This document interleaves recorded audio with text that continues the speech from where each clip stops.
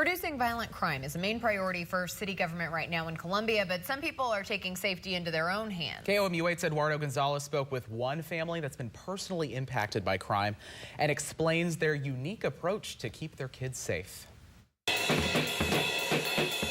Meet the Childress Kids, a family in Columbia who gives the downtown area some beats on the weekends. Their family recently moved to Columbia from Denver to get away from crime and create a better and safer atmosphere for their 3 kids, but their expectations haven't been met.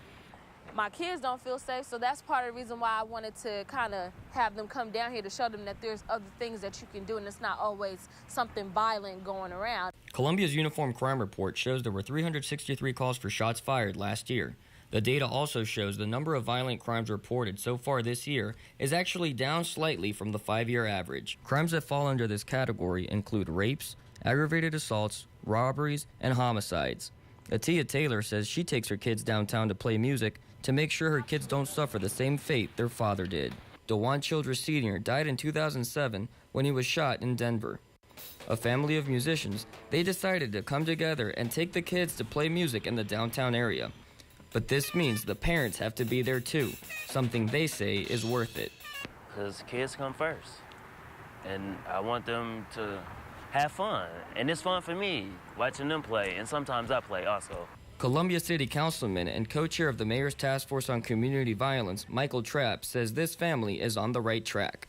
Parents are a huge influence on their kids. The kids, as they move into teen years, start to identify more with peers, but having the clear communication with the parents, having a supportive relationship, being engaged in family-type activities is, I think, a really protective factor. And while the kids are staying out of trouble on the weekends and bringing music to an otherwise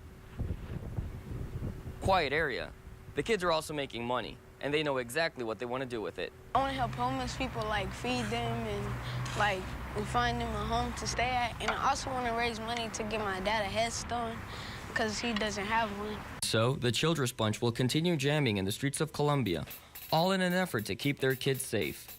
Eduardo Gonzalez, KOMU8 News, Columbia. Councilman Trapp says parents who are looking for activities for their kids should look into the ARC, after-school programs, and other places their children show interest in. We'll be right back.